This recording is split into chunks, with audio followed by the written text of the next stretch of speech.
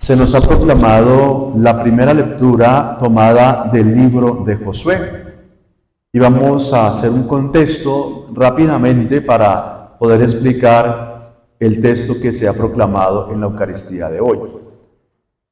Dios, en su misericordia, en su designio, se vale de los hombres y los elige para que ellos lleven adelante una misión. Y por eso Dios elige a Moisés, que era un cuidador de unas ovejas, que cuidaba las ovejas de su suegro Jetro, y Dios lo llama. Y lo llama para que él conduzca al pueblo de Israel de la esclavitud y lo lleve a la tierra prometida, una tierra que emana leche y miel.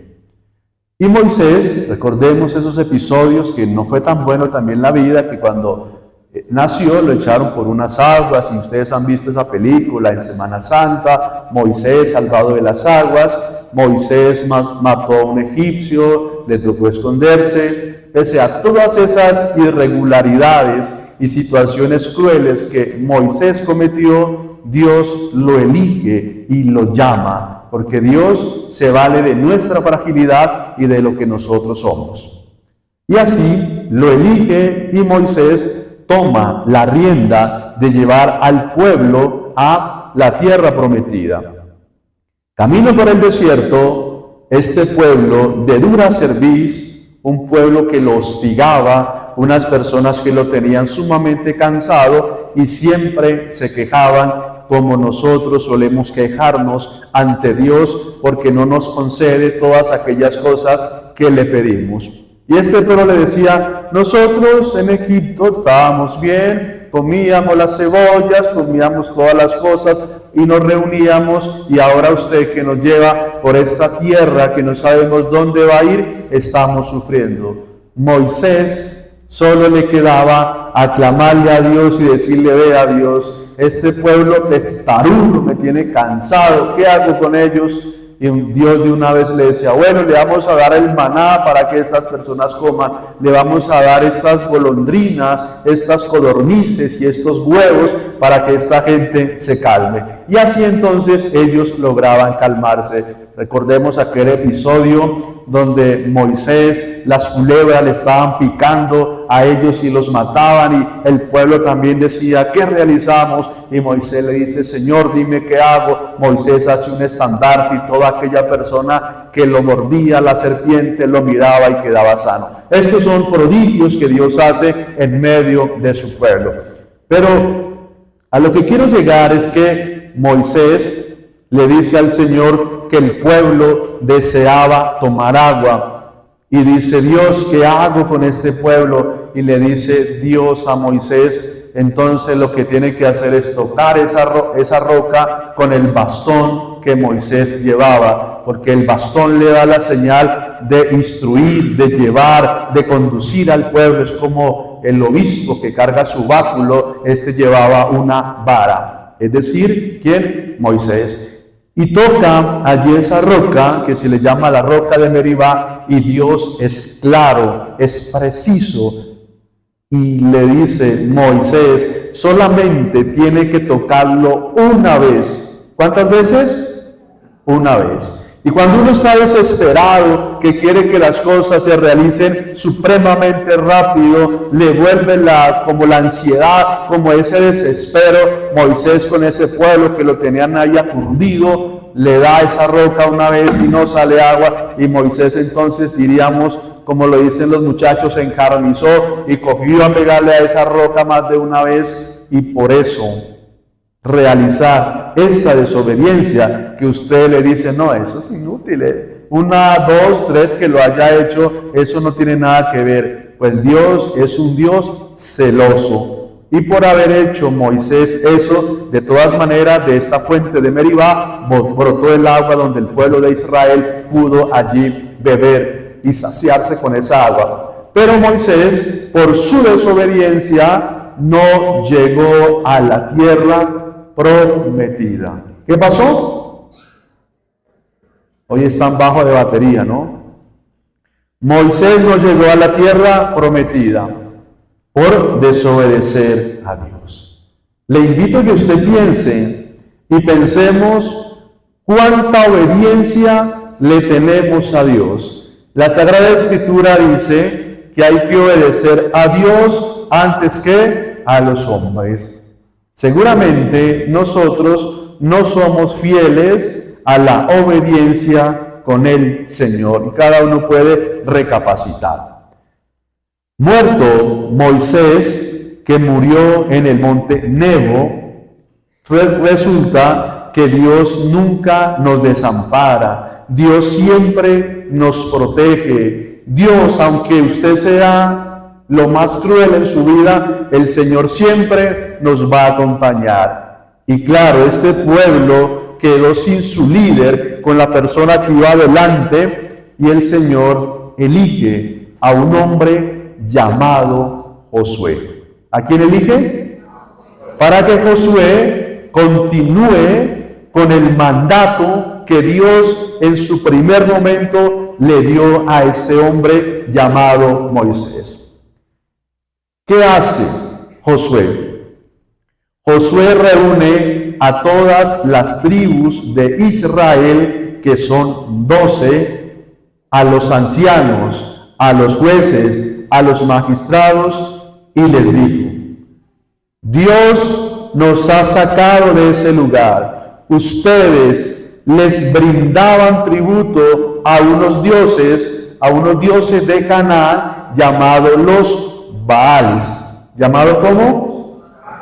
Los Baales, que tenían una serie de ritos, una serie de cosas que el Señor les pedía a estos dioses, y los cananeos lo realizaban. Y le dice: ustedes que servían a esos dioses de Canaán, a esos dioses amorreos que habitaban allí, ustedes van a seguir sirviendo a estos dioses, ¿o qué van a hacer? Figúrese o imagínese que en este contexto aparece en los hogares o en el mundo lo que llamamos la palabra división. ¿Qué palabra? Es decir, cuando hay una división, ¿quién gana? El que está dividiendo. Cuando una familia está dividida, ¿cuáles son los que se benefician? Los que están generando estas situaciones o estos caos que también vemos que en nuestro país, en el mundo entero, se vienen a formar para sacar provecho de las situaciones y de valerse de los sucesos, acontecimientos o los pánicos que están creando por muchas situaciones. Eso está viviendo el pueblo de Israel. Así que aparece Josué y le dice: bueno, ¿ustedes qué van a hacer? ¿Ustedes van a seguir perdidos entre esos dioses, entre esa esclavitud, o piense qué va a hacer? Y Josué dice claramente lo que una familia, lo que una persona de bien debería realizar. Dice: yo y mi casa le vamos a servir al Señor. ¿A quién le van a servir? Al Señor, al Dios de lo alto, al Dios de Israel, al que lo sacó de esa esclavitud. A eso es el que le va a servir. ¿Quién? Josué y su familia. Pues hoy, queridos hermanos, nosotros también estamos invitados a servirle al Señor, como dice, con todo nuestro corazón, con toda nuestra alma, con toda nuestra fuerza, le serviremos al Señor. Nosotros, sin Dios, no somos nada. Una persona que no tiene fe, no tiene cómo salir de sus situaciones críticas que vive. Una persona que no le cree al Señor, es muy complicado de una situación difícil que viva, logre resurgir. En cambio, los que tenemos fe, en nuestras adversidades, en nuestras luchas, en nuestras fragilidades que tenemos, confiamos en Dios, y Dios siempre nos va a mostrar el camino, como les mostró el sendero a este pueblo, donde aparece este hombre Josué, que le va a servir al Señor. Quedemos ahí. Vamos a la segunda lectura, tomada del apóstol San Pablo a los Efesios. Y dice el Señor: sean sumisos como Cristo en el temor de Cristo. Dice: mujeres, Aquí está en plural, pero la traducción es en singular. Mujer, ame a su marido. ¿Qué dice? ¿Qué le dice a las mujeres? ¿Ame a quién? No a los maridos, no a los hombres, no. Ame a su marido. Y le dice, marido, ame a su mujer, ¿no? Claramente. No ame a los otros. No le entregue el corazón a los demás. No se deje coquetear. No se deje picar el ojo. No se deje sentir maripositas en su estómago, porque usted ya está comprometido ¿con quién? Con su mujer. ¿Y quién lo hizo? Pues usted que decidió con quién se iba a casar. Usted que dijo, contigo voy a emprender un proyecto de vida en el cual vamos a soñar juntos y vamos a hacer realidad las cosas que vamos a construir.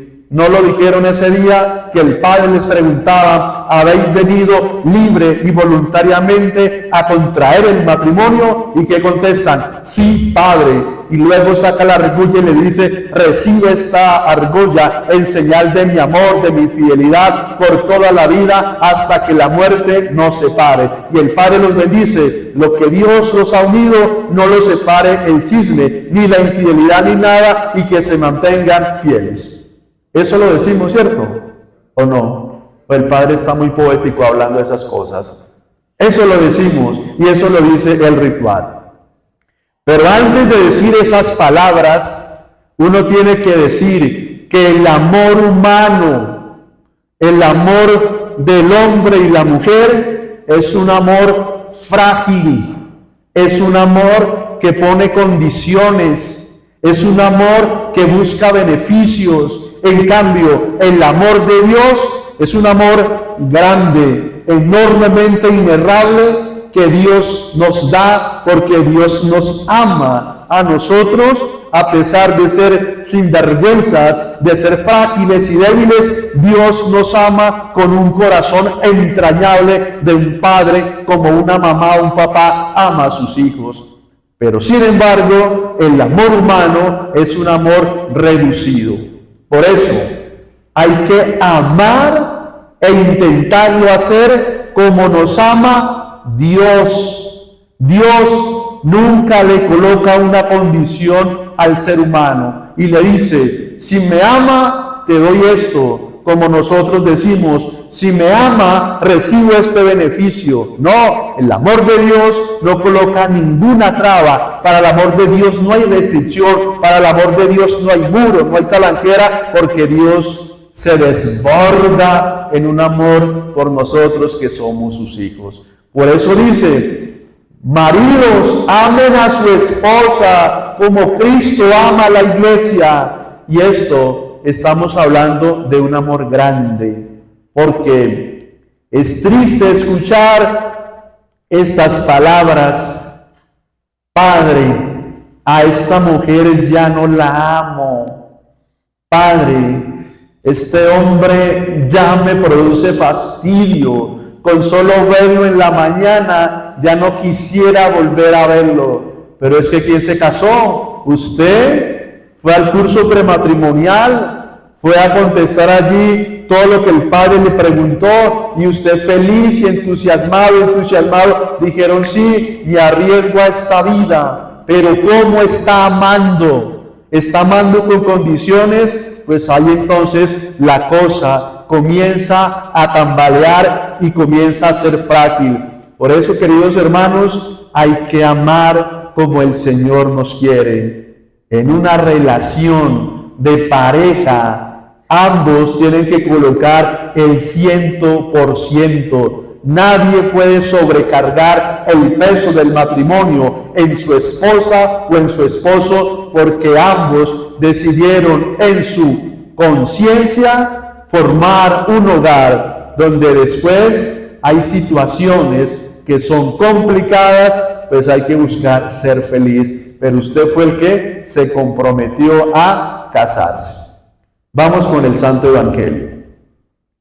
Bueno, ya casi son las 6, entonces seguiremos hasta las 7. ¿Tienen tiempo, cierto? Su show los espera después, ¿no? Pueden ver ahí por YouTube, vuelven a programarlo, ¿no? O los programas que salen, ¿no? Ahora es fácil por estos medios audiovisuales que nos dan. Vamos al Evangelio.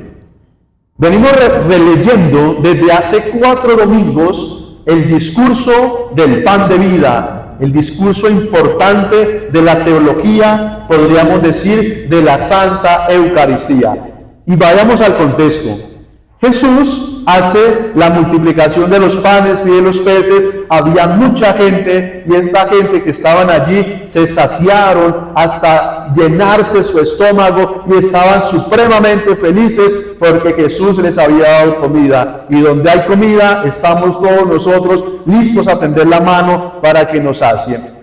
Por ahí iban bien los discípulos, iban a coronar rey a Jesús por este milagro tan portentoso que había recibido. Sin embargo, algunos comenzaban a criticar a Jesús por lo que había realizado. Eso es como el contexto en el cual venimos.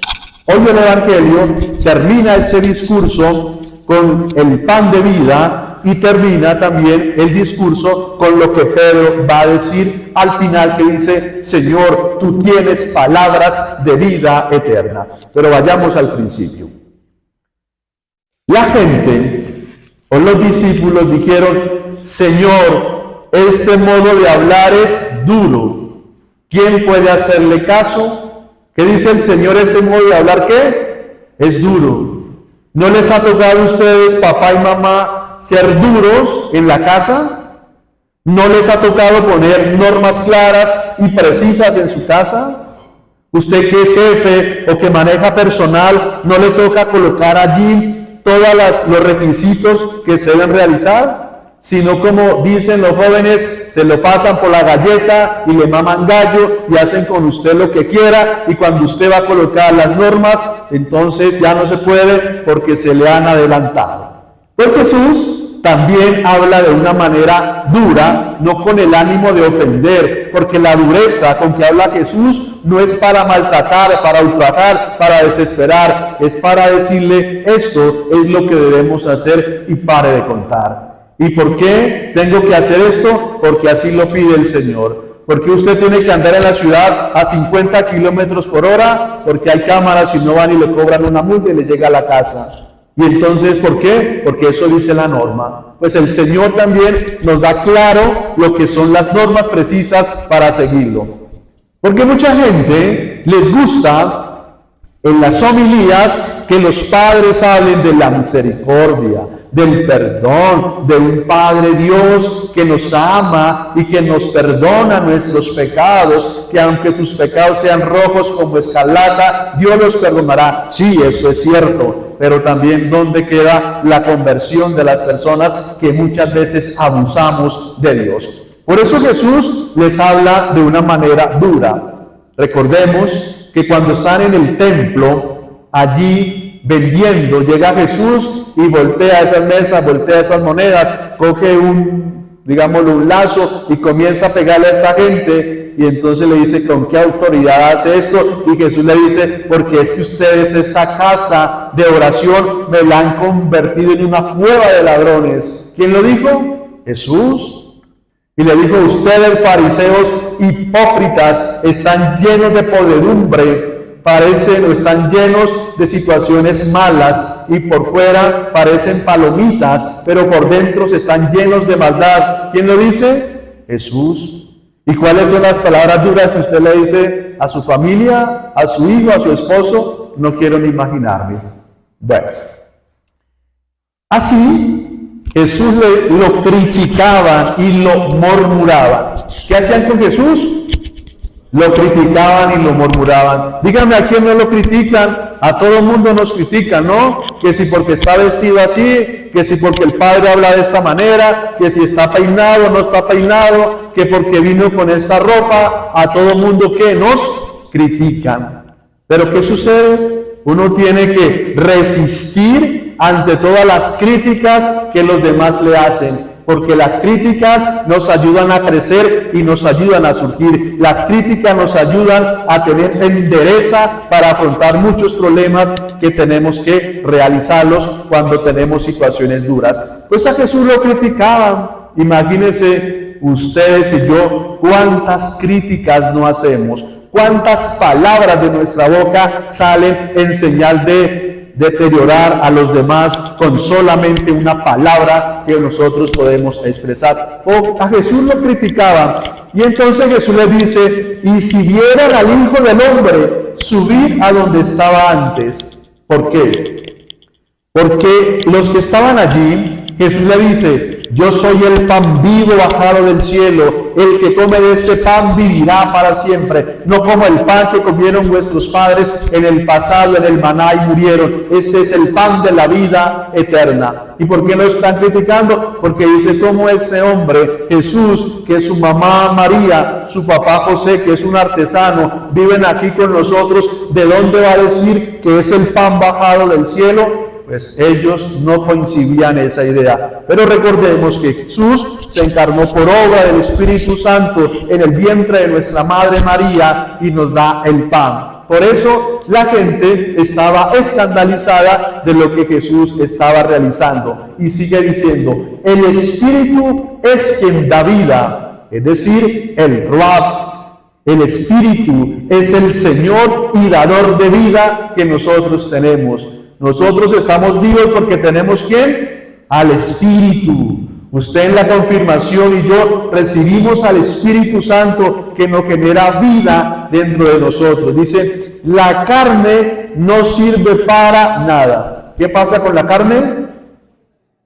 Es decir, este cuerpecito, el cada uno de ustedes es una carne, como dice el filósofo, es un carruaje, es un forro que nosotros tenemos, pero la verdadera vida la da en nuestro espíritu, que nos coloca y nos sintoniza con nuestro Padre Celestial. Por eso ellos estaban escandalizados de lo que el Señor les estaba diciendo.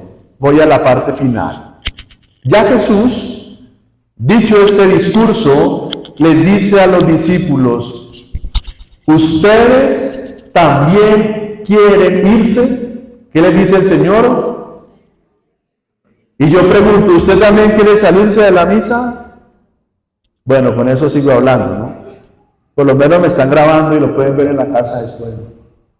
¿Ustedes también quieren irse? No, ¿cierto? ¿Por qué? Porque nosotros somos importantes ¿para quién? Para Dios, y el Señor te necesita a ti, con tus fragilidades, con tus inconsistencias, con sus debilidades. Dios te necesita. ¿Para qué? Para que usted sea un instrumento del Señor. Tantas personas que se benefician de nuestra vida. ¿Por qué? Porque usted en su trabajo, donde se encuentra, tomando el auto, estando en Transmilenio, encuentra personas que a veces usted los ve aburridos, tristes, y usted con una mirada, con una sonrisa, le alegra la vida a ellos. Usted cuando está con personas cercanas que tienen una tristeza enorme, y usted con su alegría y con sus expresiones los anima, los fortalece. Dios te necesita. Dios no quiere que ninguno se vaya, es decir, que permanezcamos con Él. Y dése cuenta todo el bien que nosotros hacemos por estar con el Señor, porque aquellos que tenemos una experiencia grande de Dios, hay muchas personas que se sienten agradables. Pues lo mismo le pasa a este hombre, ¿quién? A Pedro, que el Señor lo elige, un hombre que solamente sabía pescar, y Dios lo elige. Y si Pedro hubiese desistido de estar con el Señor, no le hubiese dicho, tú eres Pedro, y sobre esta piedra edificaré mi iglesia, y las puertas del infierno no la derrotarán. Pedro, a ti te doy el poder y las llaves para que lo que perdones aquí en la tierra esté perdonado en el cielo. Y el Señor le concede la autoridad de ser el primer papa de la iglesia. Y si Pedro, que negó al Señor, se hubiese ido, pues no estaríamos hablando de Pedro. Por eso el Señor se vale de nosotros. Donde Moisés le diga, no Señor, es muy duro conducir a este pueblo, pues ¿quién hubiese llevado al pueblo a comenzar ese peregrinaje para llegar a la tierra prometida, donde Josué hubiese desistido, pues no hubiese llegado el pueblo de Israel. Pues hoy ustedes y yo tenemos el privilegio de ser escogidos por Dios, y sigamos hablando de este hombre Pedro. Pedro, que muchas veces le dijo: Señor, no es posible que vaya a morir, moriré contigo. Y le dice: no es posible. Y Jesús le dice: Pedro, tú piensas como los hombres, no como Dios. Quítese de aquí, porque usted es Satanás, usted me está perturbando. Y Pedro no dijo: sí, Señor, yo me voy. Pedro se mantuvo en esa situación. Y luego después Pedro estaba lleno del Espíritu Santo, predicaba la palabra de Dios con ahínco, con berraquera, y no le daba miedo, porque cuando Pedro negó al Señor, ahí sí tenía miedo. Ahora que Cristo lo había estado con él a través de la resurrección, el Señor le manifiesta a Pedro lo que debe hacer. Y tanto así que llega una situación a una ciudad, allí se encuentra un hombre llamado Eneas, que llevaba 8 años postrado en cama. Y Pedro le dice a Eneas: Eneas, levántate de esa cama, deja de estar ahí postrado y tiende su cama. Y Eneas se levantó por el poder que Dios le concedió a este hombre llamado Pedro. Y la otra mujer, a Tabita, oriunda de un territorio, le dice que la gente estaba llorando porque ella era una mujer muy buena, hacía grandes cosas. Y Pedro, al ver que la gente lloraba, va allí y la resucita. Mírese lo que Pedro hace por el poder de Dios. Revise qué hacemos nosotros con esas potestades que Dios ha regalado en nuestra vida. Por eso Pedro le dice: Señor, yo no me voy a marchar, yo no me voy a ir de este lugar, porque yo sé claramente, Señor, que tú tienes palabras de vida eterna, y nosotros creemos en ti y sabemos que tú eres el Santo, eres el Dios de Israel. Esto es lo que dice Pedro. ¿A quién vamos a ir? Al Señor. ¿Quién nos fortalece? Dios. ¿Quién nos acoge? Dios. ¿Quién nos escucha en nuestras crisis, en nuestras tristezas? Dios. ¿Quién está ahí pendiente de mí cuando tengo alguna situación? Pues mi Padre Celestial, que se llama el Señor. Por eso deseamos en el Salmo: gusten y vean qué bueno es el Señor. Queridos hermanos, pidámosle al Señor que así como Josué le sirve con su familia, le sirvamos al Señor. Pidámosle a Dios también que nos conceda la capacidad de ser fieles a nuestros principios y a las cosas que profesamos. Y digamos como Pedro: Señor, no nos vamos a ir, tú vas a estar con nosotros, porque yo soy las manos de Dios, yo soy la boca de Dios, yo soy los oídos de Dios, yo soy todo para Dios, y tú me lo concediste, Señor, y de ahora en adelante seguiré predicando y estaré contigo, porque tú, Padre bueno, eres el único que me va a saciar. Vamos a hacer oración con la palabra del Señor. Hoy, Señor Jesús, me presento delante de ti y te doy gracias por todas las familias del mundo que le sirven a ti, Señor, por aquellas familias que oran la palabra, rezan el Santo Rosario, hacen novenas de piedad. Gracias, Señor, por ellos. Gracias porque a través de su ejercicio de la enseñanza hay buenos hijos que dan testimonio de ti. Así como Josué, seguiremos sirviendo a Dios, solamente al Señor. Padre bueno, hoy también te queremos pedir perdón por todas aquellas familias que pasan situaciones crueles en sus hogares. Señor, únelos, bendícelos, perdónalos. Señor, danos tu amor entrañable como tú nos amas, que no nos coloca condiciones.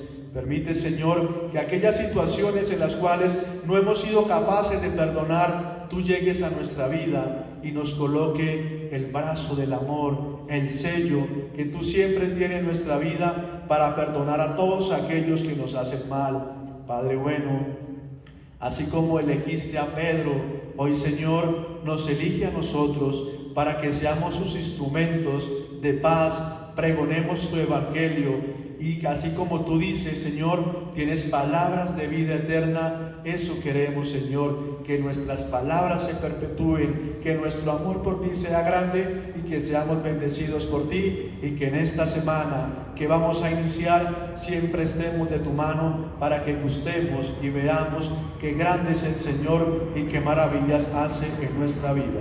Que así sea. De pie, por favor. Creo en Dios, Padre Todopoderoso, Creador del cielo y de la tierra. Creo en Jesucristo, su único Hijo, nuestro Señor, que fue concebido por obra y gracia del Espíritu Santo, nació de Santa María Virgen, padeció bajo el poder de Poncio Pilato, fue crucificado, muerto y sepultado, descendió a los